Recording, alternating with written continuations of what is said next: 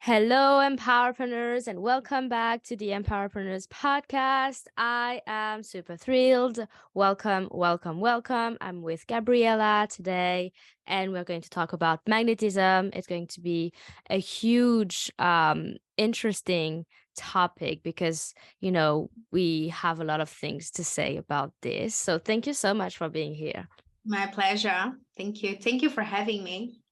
So can you introduce yourself and tell us a little bit about you, who you are? Awesome. So I was born and raised in South Brazil, and I come from a family of entrepreneurship. My dad is an entrepreneur. We have a few businesses here in Brazil, but somehow I never got involved when I was young. Funny thing, like my father, as much as he's a great entrepreneur, he always had a very scarce mindset with business is too hard.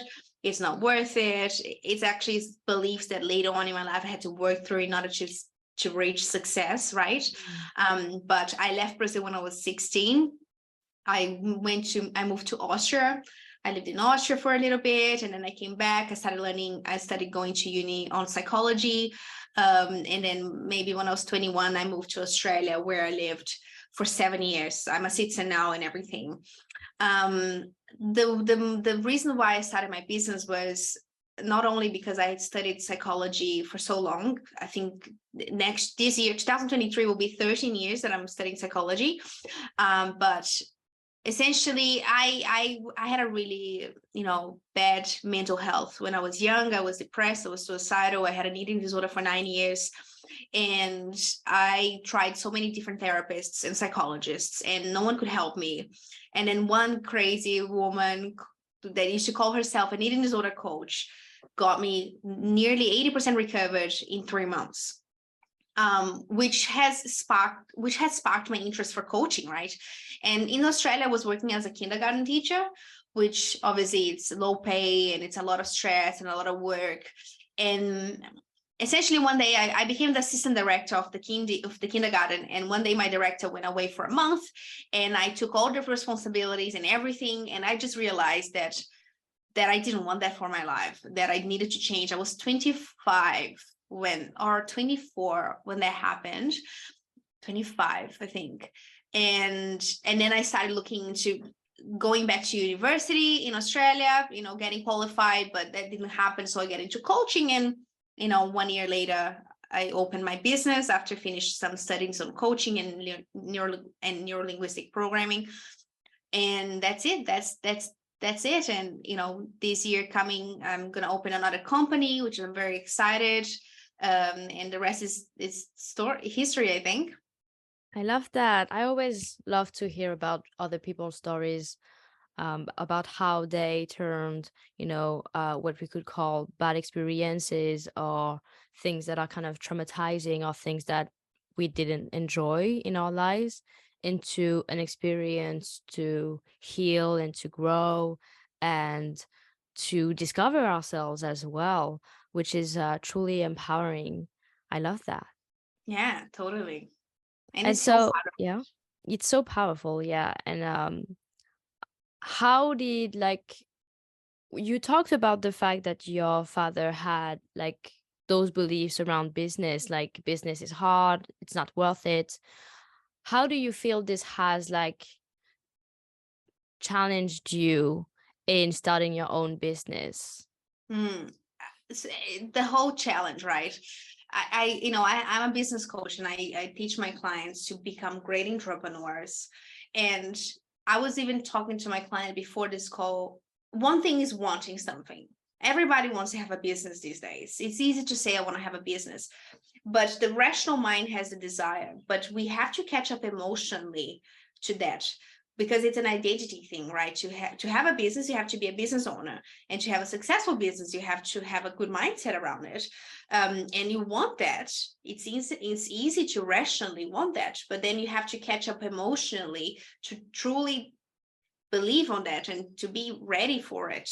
And when I opened my business, the first year was absolutely chaos, because my mind was there. I wanted to have a business. I wanted to do these things, and I was ready to work hard.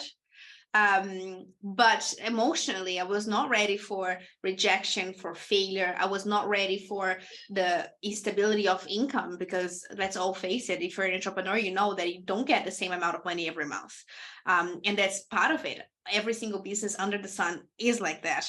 And that's also a thing, going from a 9 to 5 job where you get paid every month, and then going into entrepreneurship where it's uncertain, like you have to put your skin in the game to get money. And rejection and clients not paying you. Like, I'm talking about the bad things, right? Because the good things is easy to receive. And that's when I tie back to magnetism, which is everything that I teach, because I see a lot of women, a lot of entrepreneurs out there, especially online these days, where it's so easy to say, I'm going to open a business, and you can just create an Instagram account. You set it up as a store or as an entrepreneur, and voila, you're a coach now. Easy, low investment. But you want it, but you're not emotionally there. And then you work your ass off. You post content mindlessly. You just work long hours and you don't get clients because you're not emotionally there as a business owner.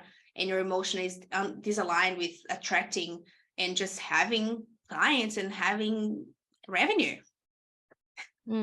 Exactly.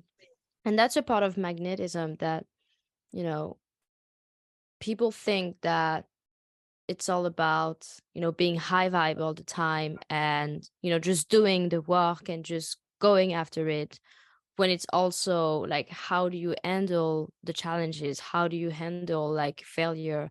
How do you handle when things are not going the way you want it to? And how do you identify, regardless to your like external results? Because when you're beginning, like as you said, everything is not like as you want it to. Like, it's really not stable, it's uncertain.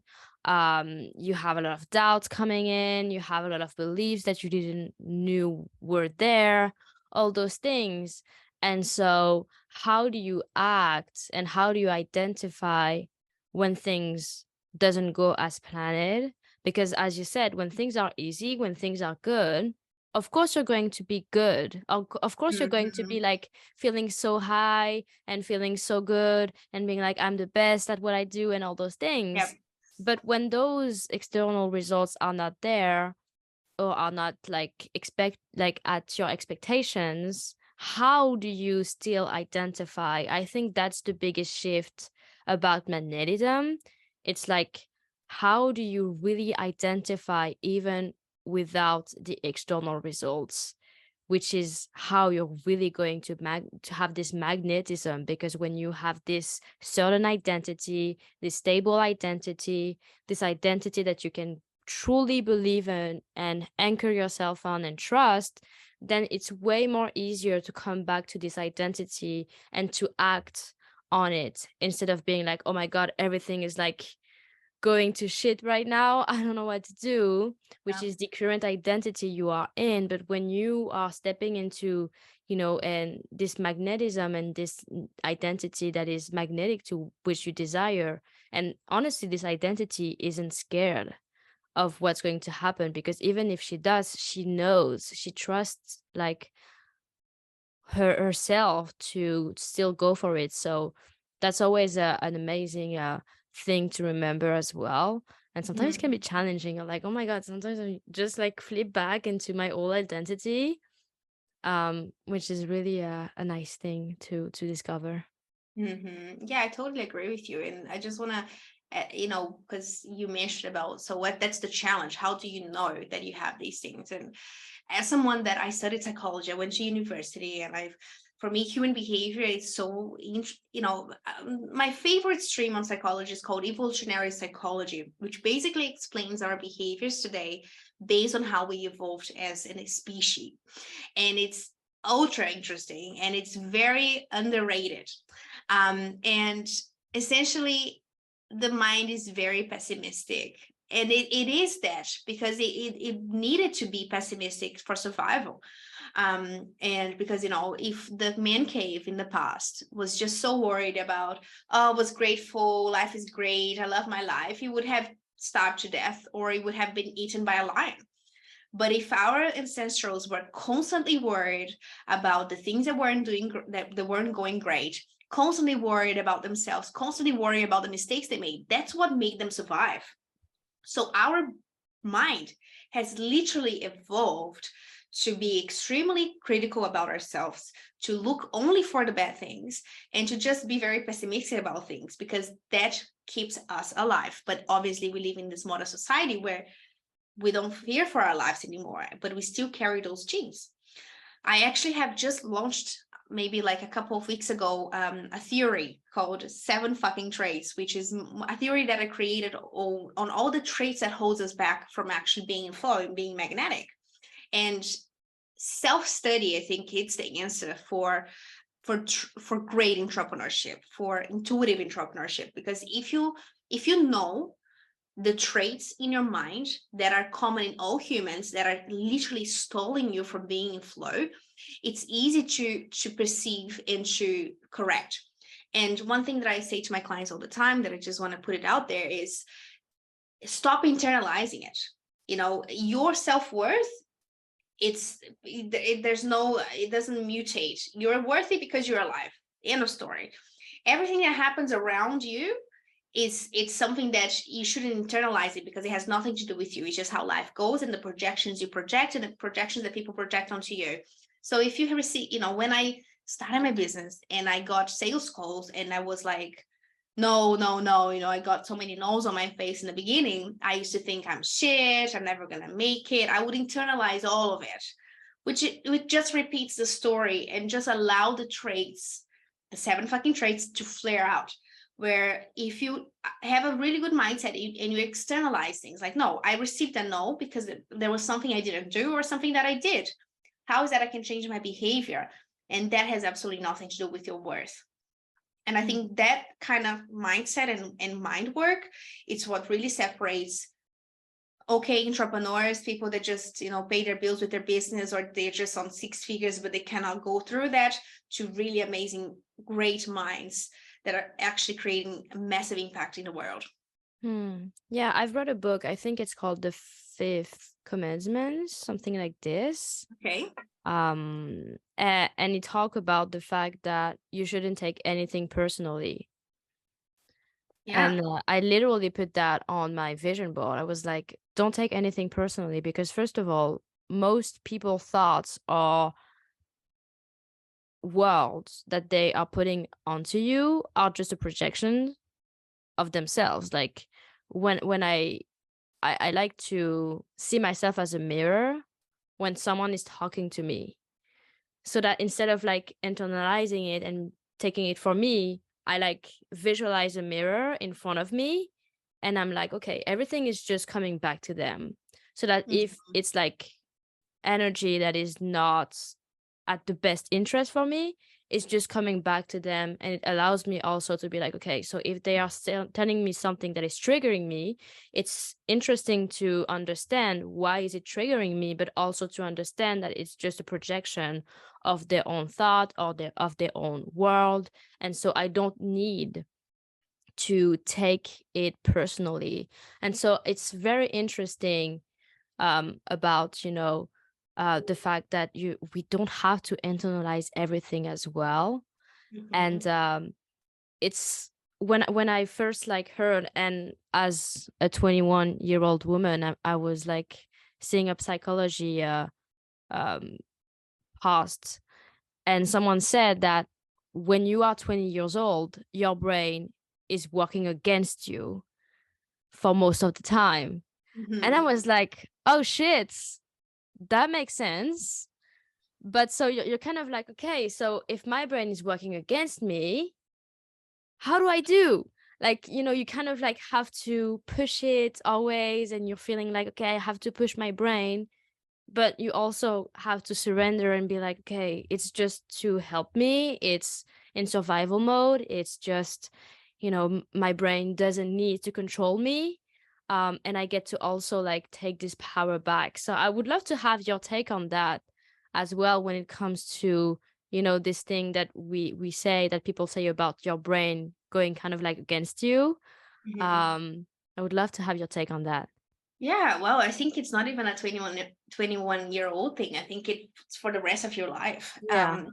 What happened with from a psychological perspective, what happened when we are young adults is when you're a child, you have a symbiosis with your mother or your caregivers, and they are your whole world. If they tell you that the earth is flat, you're going to believe it. It's your upbringing. And then when you're a teenager, you start being a rebel. It's natural because you start having friends in a social life, and all of a sudden you see that your parents actually lied to you. They deceived you because the majority of parenthood, actually, they don't help you to be critical. They just tell you this is how things are. They don't help you to think critically for yourself. You're a kid. You don't think critically for yourself.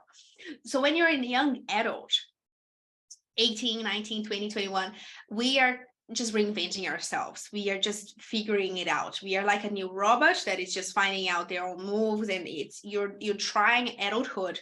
So it's a very turbulent time of our lives, and the brain not only is maturing, because our brain matures up to 21 years old. So sorry, I'll just turn this off.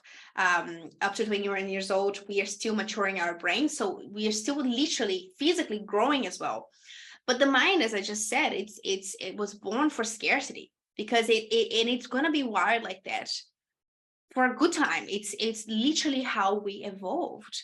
But the beautiful thing is that the moment you realize that, and you, okay, my mind is working against me, kind of thing, or I wouldn't even say that because it's very heavy linguistics, but to understand that the natural behavior pattern of my mind is scarce. The natural behavior pattern of my mind wants to keep me safe in an unresourceful way. If you just take these two sentences and you stick them on a wall, and every time you feel things, you just remember that, you can get better just from that. And just one last thing on this, like I always tell my clients to just imagine the biology of the brain, which is the neural pathways, right? We have neural pathways that connects one side of your brain to the other through neurons. And when you have a belief, I'm fat, let's say, something that I had for so long, it's literally a neural pathway. It's I'm fat. So you can't fit on jeans. The neural pathway runs, bling, I'm fat. And the older this neural pathway is, the more, so there's a fat membrane protecting each neurons. That's a biology thing. And the older the belief is, the thicker that fat is. So literally, the more you have believed on something, the more protected that belief is. So, and in order to really dismantle that belief, it's almost like you have to go on a diet and stop using that neural pathway. So the brain and the body will start using that fat, that protein that neuron has, into building another neural pathway. And that's neuroplasticity that they say, because the brain is literally like, okay, Gab is not saying that she's fat anymore. So this neural pathway here is a waste of time. Guys, get these fat cells, get these protein cells, because we have to build another new neural pathway there around marketing and branding. So literally, as you live life, you don't have more new neural pathways in your head. It's just really using the ones that you don't use it anymore and creating new ones. And just understanding the biology and knowing that it's physically possible to change. It's physically possible to change your behavior pattern of your mind. That has helped my clients change so fast and so beautifully, because once you know that it's actually not just mind, it's matter, it's easy to just go like, okay, actually, I'm not going to go into this neural pathway. I'm going to go into that road.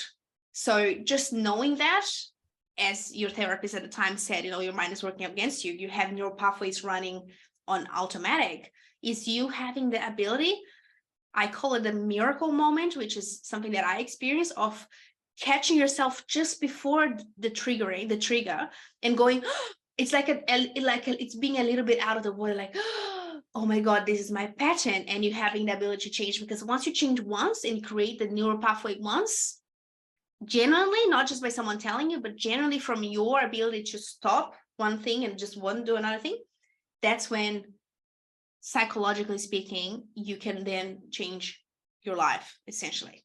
Mm. You know, I would advise to everyone watch or learn about psychology, because when I was dealing with depression, it was so much more useful for me to understand how my brain works. I was like, oh, okay, that's the reason why I like have those kind of thoughts. Oh, okay, so I understand it's about chemicals. Oh, I understand that when I do feel this way, my brain is sending chemicals to my body, which is why I feel like this and all those things. But I've learned, because in personal development, the mainstream personal development world, they talk about how it's so important to be high vibe all the time, always being positive. And this therapist, I think it was a therapist, did a book about emotional um Is it emotional intelligence. intelligence? I think it's that, yeah. Mm. And so Yeah. he was talking about it's not good as well to just be every time like positive, because if you're too positive, you will be minimizing things that are really important to also measure. And if you are too negative, then you will be amplifying everything that is happening to you. So it's all about being between the two, or a little bit more around the positive side. But it's always good to not always be so positive, because then you're minimizing everything. And when I've learned that, I was like, that makes total sense. Mm. And this is so great, and learning about psychology, about my brain, about like neurology was just so interesting. And I was like, It's really interesting. I'm learning so many things about my brain that can literally shift so much, because I know that, okay, this is something that I can kind of like have power over, that I can change. I know that my brain is modulable, that I can do all those things. And so it's really empowering when you get to understand your brain and be like, okay, so this is what's happening. Now, how can I shift that? Or how can I, it's always interesting. Yeah, it's so cool. It's emotional resilience. Yeah. I read once an article, and I'm just going to share it. It's a bit off topic, but it's so interesting, where like with drug addiction, the reason, if you start taking drugs at 21, let's say you start taking weed, like smoking weed. Okay, let's not even demonize it. Let's say you start smoking weed when you're 15, and every time you face a challenge or you're upset, you just smoke it, and then you'll get that high, and you're happy. Or something else, every time you're sad and you go for a walk, instead of dealing with what's making you sad, essentially you're never going over the emotional resilience hill. Because okay, you're sad, and then you're trying to work through the sadness, but then you're adding an external factor that makes you go down again. And drug addicts, because it's something that it's a thing simply that I'm curious about, the reason why they're so immature and they're very volatile, and it's really hard for them to recover, is because they've taken so much drugs to stop having that emotional resilience, that they actually have a maturity, the mature age of their the emotional age they have is when they started taking drugs. And I thought it was so curious, because yeah, it's easy to demonize drug addicts and blah blah, but we do that all the time as well. If since when you're 15, right? Me, I was bulimic for 9 years. Since I think I started being bulimic when I was like 14 or something. I was feeling frustrated, angry or sad, I would just binge and purge, and I would just instantly get that high of the whole thing. And I was bulimic until I was 23, I think. And my emotional maturity was of a 15-year-old, because every time I felt sad or depressed or angry, I didn't know how to cope with it, because I didn't build that emotional resilience to go over the hill and go again. And that goes all the way back into entrepreneurship, because if you're an entrepreneur and you receive 1,000 no's on sales calls, and you, instead of going through the motions and feeling the sadness, you just hype yourself up like, oh, it's nothing, let's go, no. It's actually being detrimental for you, because you're not building the emotional resilience to persist. And as Tony Robbins says, we don't want to have, we don't want to stop having problems in our lives. We want to have better problems. And if you can't even handle like some no's on your face, if your ego is that sensitive, good luck running a 7-figure business. Good luck having multiple businesses, because it's challenges on top of challenges, and you want that, right? Because if you don't have challenges in your business, it means that your business is stagnant. So Mm.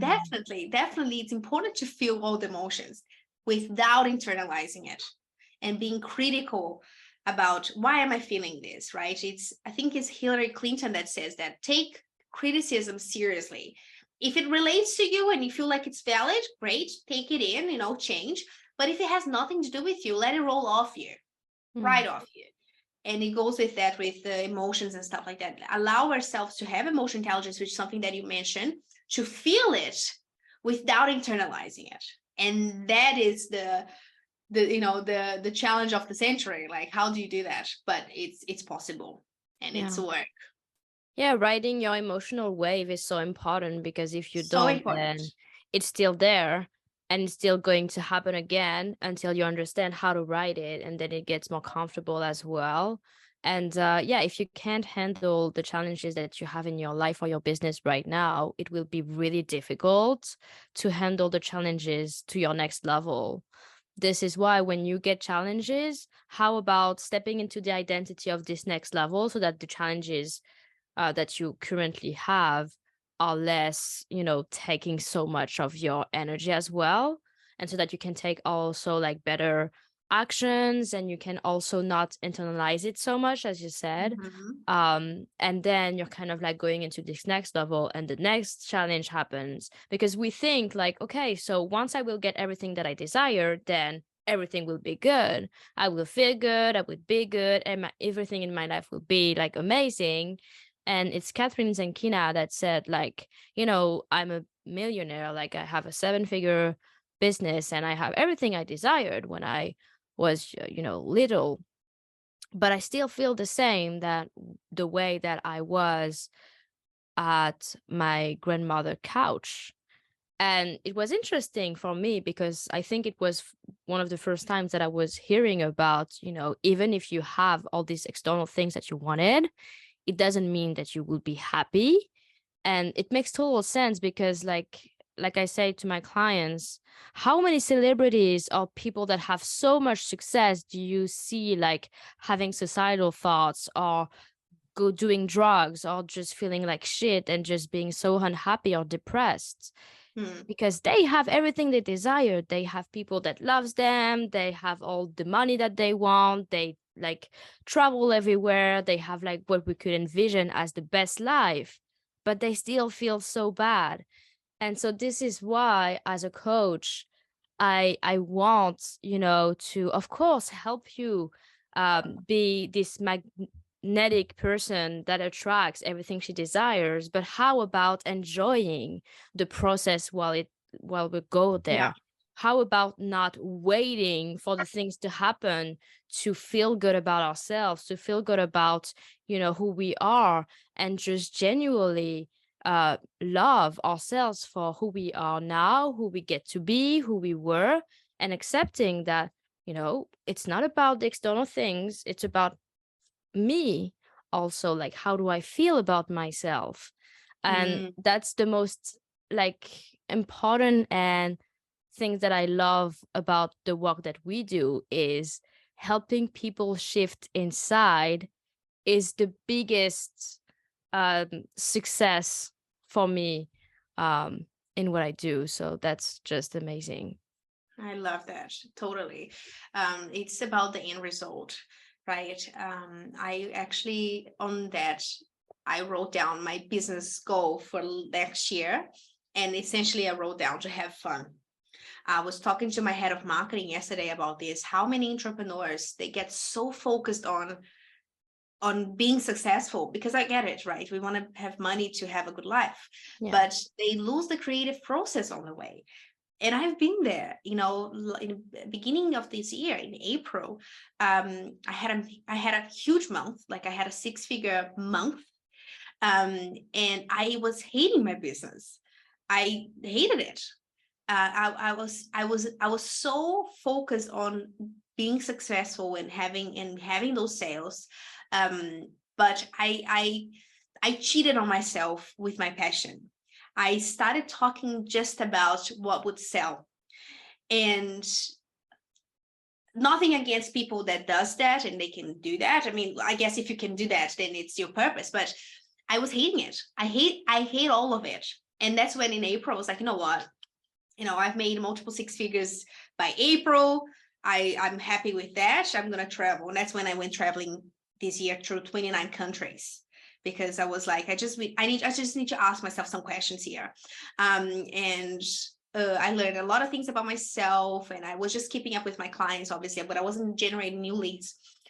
And as I come back now, with it's not a rebranding, but just with a different approach, it's all about that. Like, if I'm not having fun, if I'm not enjoying the process of the business and enjoying the process as the business grows into whatever the hell it will grow, why is that we have to be so attached with the end? Why is that we have to know exactly where we have to go? I was listening to my auntie praying. Look, I'm not even really, I'm a Buddhist, but anyway, I was listening to her praying, and she's saying, whatever God wants for me, I'm accepting it. And I really took it in, like, whatever's that the universe or whatever's that destiny has in store for my business, I'm taking it, because that's exactly what needs to happen.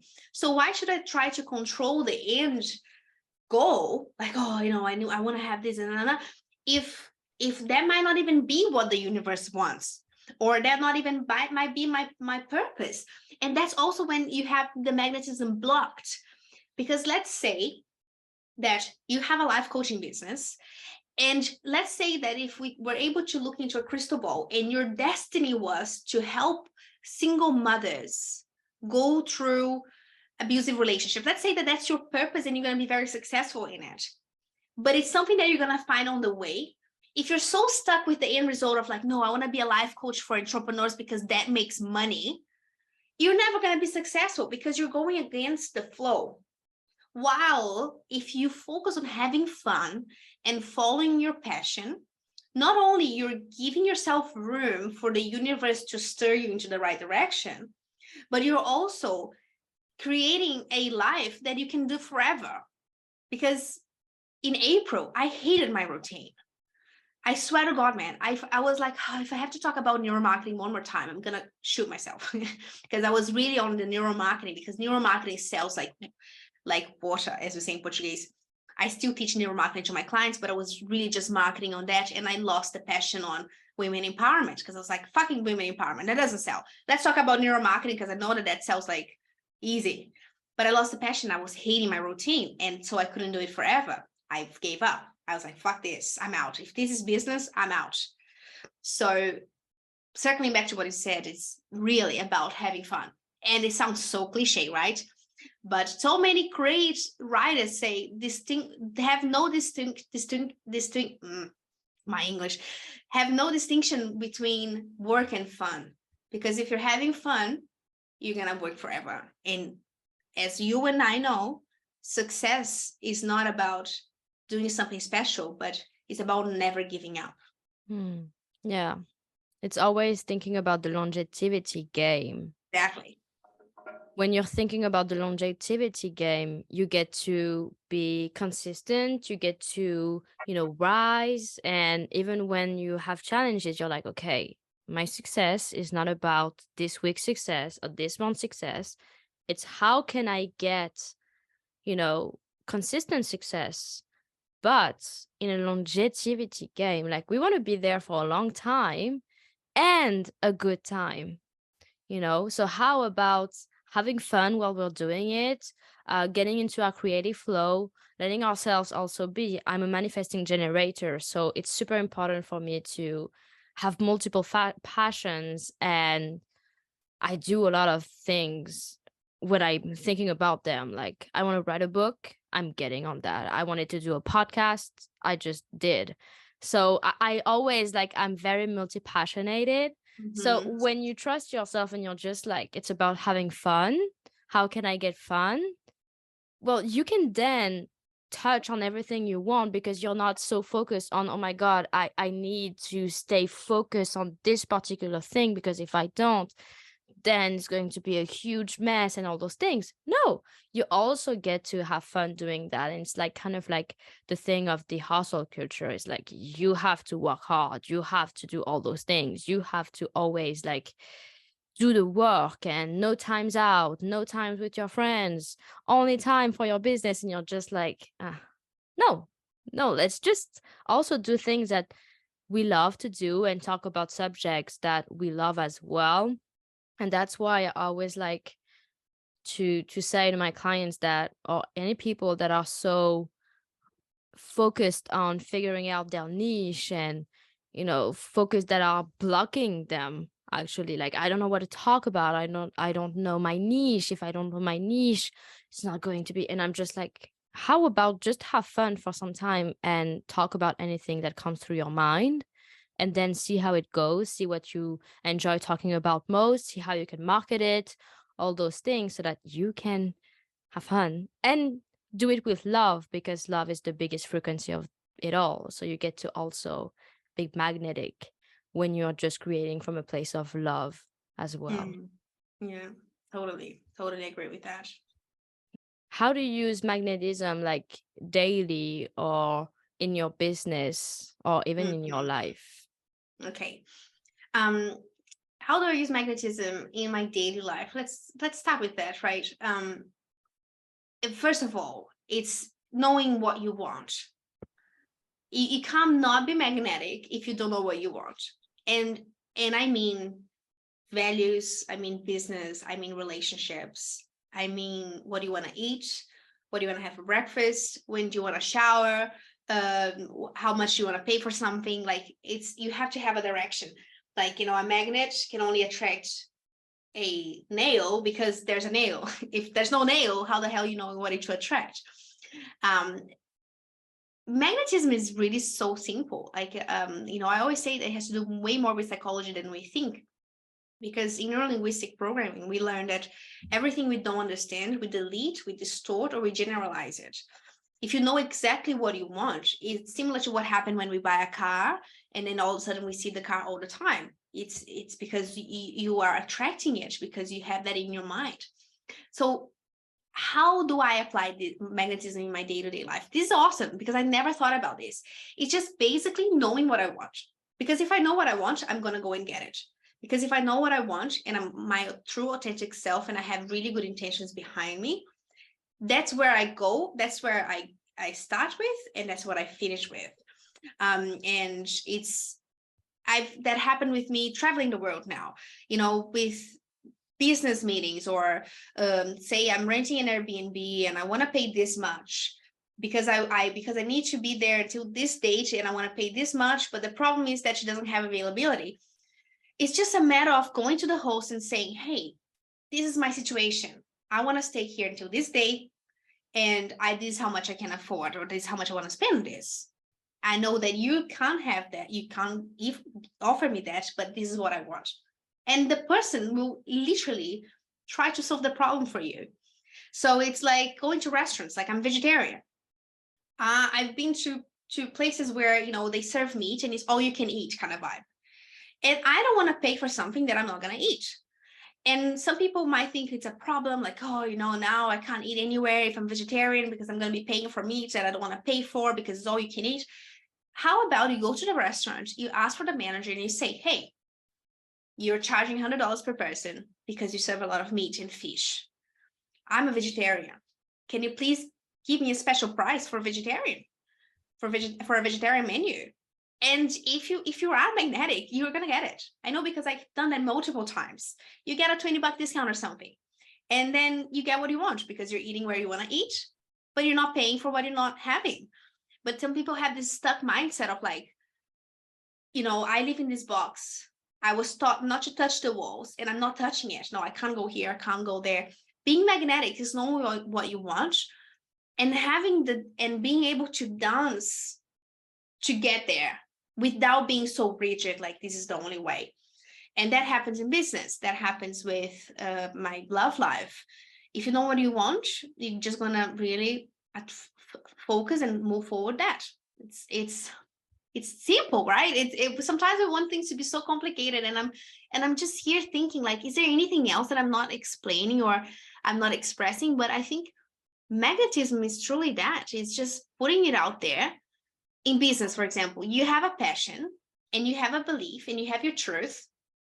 To be magnetic in business is just about, without fear, letting go of the resistance, the 7 fucking traits, which is the ebook that I just launched. Just let go of that. Just put it out there, heart open. If you truly believe in your work, and you're not just creating it because you want to sell, but you truly believe on that, that's the end result right there, and people will come because you are so passionate about it that you are creating a movement around you, and people will buy to that. Because that's also another thing we learned in evolutionary psychology. We are naturally looking for leaders, because if you cling to a leader, that means you're safe, because that leader is looking after your tribe.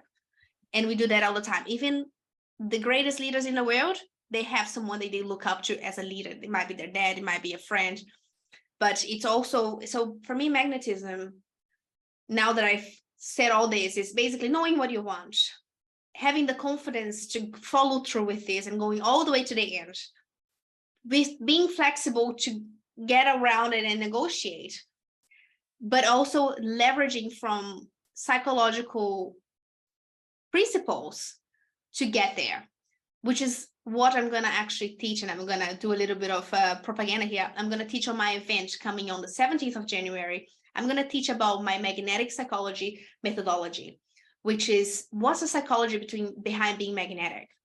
And I'm also going to be bringing some very well-known celebrities, and what did they do? How did they, without even realizing, applied the magnetic psychology methodology, and why did they attract fame, money, campaigns and success and beautiful things in their lives?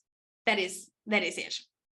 I love that, and I'm super excited for this event. Yeah, you should come there. You should come along.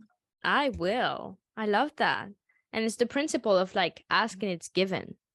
Totally. Sometimes you're just too afraid to ask when it's the only thing you actually need to be given. Like, if you don't ask for it, how the hell are you supposed to get it? Exactly. In Portuguese, we have 2 sayings, like, the no you've already got.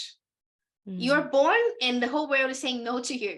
If you ask, you never know if it's a no or a yes. You have to ask. And the second thing we say in Portuguese is, asking does not offend anyone. Ask. Can I have a special price for being vegetarian? No. Okay, well, I might go somewhere else that does. You're gonna lose business. Oh, in that case. So it's like, ask, but if you don't ask, you don't know. Yeah. And building your own GPS, honestly. Like, if you have a car and you're just like, I don't even know where to go, and you're like, your GPS is asking like, where do you want to go? And you're like, I don't know. Well, you're not going anywhere. But if you do have a GPS in mind, be like, well, I know exactly where I want to go, take me there, then you're just going to get there easily because you have your GPS in mind. So I always love to see it this way. And I love you said that, and I'm going to tie that with something you already said about having fun, because I don't know about your clients, but mine are always like, but how do I know what I want? Well, how do I know what I want? Some people don't know what they want. They really don't. But because they haven't given themselves space and time to figure it out. I think it's going through the socials, like, the more you fuck around, the more you find out.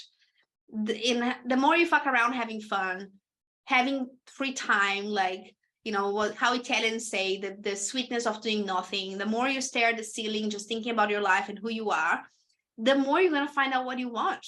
But if you just go into normal society, you study when you're 17, you go to university, and then you go 5 years of uni, and then after uni you go to a job, and then you get into a relationship because I suppose you should, and then you have this midlife crisis. Of course you're going to have a midlife crisis. You don't know what you want because you've been told what you want, and you've just been making micro decisions on the way, like, should I get this job offer or that one? But it's like, is that really what you want? Is that your option? It goes into that cave. I think it's Pythagoras, maybe, like that cave analogy of, they were looking at the shadows of real life thinking, oh, this is life. But this is life. So how do you, to be magnetic, and maybe that's why people are not magnetic as well, because they think they want that, like that example of the business. They think they want to have a business around mindset only. I want to have that, but they don't know that there's an option to work with mindset for single mothers, and that's where their purpose is. But they're so stuck on what they are seeing here. But if that's not actually what it's in store for them, they're not going to attract it because it's actually not aligned. Make sense? Yeah, totally. It's like, ask yourself as well, like you Totally. said, ask people, ask for things that you want, but how about asking yourself, for what do you want? Because Exactly. it seems like, you're like, what do you want? And you're like, well, I don't know what I want. And you're just like thinking to yourself, I've never even asked myself this question. And you're like, okay, so that's interesting. Now that you have like asked yourself this question, your brain is going to start looking for answers, because it's just your brain. It's how it looks. It's how it does these things. Like, you ask yourself a question and the brain is going to look for the answer. So how about asking yourself, for what is it that you want? Who is it that you want to work with? And trying things out. That's the most important thing as well. Like in business, people are like, yeah, you need to figure out your niche and you need to go really deep into that and do only this. And I'm just like, no, I just want to try everything out. I tried different strategies. I tried different people. I tried different like coaching areas. I tried it all because I wanted to be like, okay, what does feel the most aligned to me, to my values, to my mission, to my bigger mission, to who I want to be, to who I want to serve. And then you get clearer. Like, action is actually what gets you to have more clarity as well. So when you take action, even when you don't have everything figured out and you're just like, let's do this, still have a little idea. You don't want to go like blindfoldly, but you're just going for it and you get to have so many much more like learnings. So that's truly epic. Yeah, it is. I love it. Think of it, for example, like, amazing companies that we know that are Apple, $4 trillion. That's what it reached some time there. It started with Steve Jobs being a lunatic about his mission. He was a lunatic. He didn't give a shit about money. He just wanted to make it happen. John Bezos with Amazon started in his garage, and he literally just went into like, okay, the internet has been invented. What can I sell on the internet? Books. Let's do with that. And he opened a garage and he went for it. So look at the beauty of being a child, having not a child, but having that the freedom of a child of just playing around, right? In Portuguese also we have to be a forever apprentice. But then of course we live in this world where we have to have things figured out. And it circles back to everything we've been talking. Like, you're cutting yourself so short. Like, what's available out there? What is available? I always ask myself, when I'm stuck or I'm not really happy with the outcome I'm getting, I just feel that that's not it. I just ask myself, like, what's available that I'm not seeing? And what you said before about the brain being like a computer, you ask a question, you receive. It's what's available, and then you start seeing options like coming up to you, and that's the cool thing about it, because that's when big thing happens. When you innovate and when you bring things that are not obvious into your space, that's being disruptive, which is also something I talk about a lot in my Instagram, about disruptive entrepreneurship. Yeah. Same thing with like having fun. Like, ask yourself, how fun can it be? Like, show me how fun can it be? How creative I can be? Like, ask yourself the right questions in a way that is empowering you, instead of being like, how do I get out of this challenge? No, how can I have more fun doing what I love? How can I serve more people, instead of being like, how can I get sales? Like, you have multiple ways of doing it. Like, same thing with serving people. You have multiple ways of doing it. So how about, getting clearer on that, taking action, playing around. You don't need to have it all figured out. and you get to just have fun doing it, because like you're going to spend some time going through the challenges when you start, or even when you're scaling. So you might as well find some fun in that, and just get through this, like, swimming around, but like dancing around and doing all those things, that is helping you a lot. So yeah, truly like beautiful conversation. Thank you so much. Yeah, no, it's no problems. It's really, I love talking about this, especially with people that get it, especially with people that add to the conversations, which is, what he did. I've been to podcasts before, and it's always like, oh, tell me about this, tell me about that. They're not having fun. And I think we definitely had fun today, which is Yeah. the end result that I had for my business. So I'm taking a box here. Took. Amazing. I would love to Awesome. know, like, what is the next level looks like for you? It's a very good question. I think the next level for me in my business is I'm actually moving away from an organic strategy, and I'm moving into a more automatized strategy. Part of what I didn't like about my business back in April was that it requires so much of me.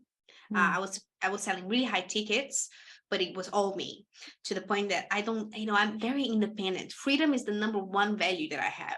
And it was making me itchy to know that I had to be there for the sales call. I had to be there. And so my next level, which is something that I'm doing this new campaign of having the business more automatized, running ads, so I can actually impact way more women and preserve my freedom. Mm. And I'm not going to spoil too much, but this is where we're going. And I mean, look, a 5-year plan was to be Empower Female Minds. It's the movement and the company that I have founded, and to have Empower Female Minds as a network more than just a training Volve, which is what it is today. So I'm excited, and I'm putting the team together, getting people involved, which is, it's really cool. Amazing. Well, that's amazing. I'm super excited. Can you talk about how can we work with you and find you online? Yeah, awesome. Thank you. So, well, my Instagram is there. It's Gabriela Luersen. So Gabriela and then Luersen. That's my German last name. And if you really want to get into my work and strike straight away, I have my ebook, which is what I mentioned, which is the 7 fucking traits. It's 30 pages full of exercises, and there's a masterclass at the end. It's only $17.97. Like, literally, you can't even buy a cocktail in Paris with that money, right? That's it. So Yeah. instead of having a cocktail, you can buy the ebook. And I literally put 12 years of psychology plus the experience that I had gathered with the hundreds of women that have already coached into this theory. It's my theory, so you cannot find anywhere in the internet. It's a money back guarantee thing too. So if you read the book, you watch the masterclass, and you tell me that you didn't see value, you didn't see the $17 value on it, I'll give you money back. That's a good way to start understanding the psychology behind things, and my approach to everything, which is very psychological. I think that's a good way to start. There's things after that, but I honestly recommend low investment, low risk for you. Get the ebook. It's there. It's available. It literally, again, less than a cocktail. You can't find breakfast for that money. Just get it, right? I have also an event happening on the 17th of January. If you're in Australia time, if you are on this side of the world, it's going to be 16th of January in the evening, where I'm going to teach women about my magnetic psychology methodology. It's going to be a 2-hour experience. It's not going to be a normal event where I'm going to sit there and talk. It's something that I have designed the whole thing for you to not only understand, but to experience on your skin right there at the event what magnetism feels like.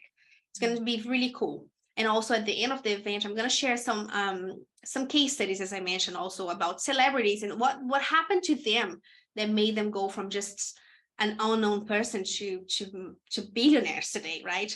And that event is completely free.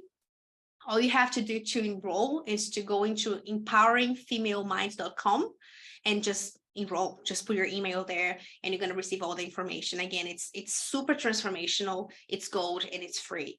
Zero risk. And look, if I could give a time back guarantee, I would. But I can't. Unfortunately, that's something that I haven't been able to do yet. Time bending, and literally again going to the same story. If we can scroll through Instagram for hours a day, right? If we can scroll through TikTok, if we can just watch, I binged watch a series the other day. I would spend 4 hours in front of the computer watching the Pepsi Where's My Jet series on Netflix. If you can do a 2-hour event that will absolutely change your perception about yourself and your belief about being magnetic. I was very skeptical, babe, about magnetism, about manifesting. Like I just recently shared a reel. I used to throw up when people say like, oh, I'm gonna manifest that. I'm like, oh yeah, go fuck yourself. Like go and do some work for God's sake. You know what I mean? Which is part of it, right? Let's not be hypocrites here. You can't just say I want this and sit back and not do nothing. You have to work, but I had to really understand the psychology behind the mind work behind manifesting and magnetism in order to believe it. Because I'm a skeptical. I don't believe in astrology. Like, oh my God, right? These days, if you don't believe in astrology, you get slapped on the face. But I don't even believe in astrology. I think it's poetic, but I don't believe on it. I'm that skeptical. And if a skeptical person like me believes in magnetism, because there's a reasoning, and you can learn that in the event happening next month. I love that. And I'll be there. I'll be there. Nice. Great. Super exciting. Awesome. Thank you so much for this conversation. I do have a last question that I ask at the end of every episode that I do is, who would you like to see next on this podcast? Who would I like to see next in this podcast? There's a lady, she lives in Barcelona and she is Italian. Her name is Elisa Carnali. And she is a powerhouse, and I would definitely love to see her having a conversation with you. Okay, amazing. Thank you so much for being here, for delivering so much value and talking about all that magnetism and yourself. And thank you again for listening as well. No, my pleasure. Thank you so much.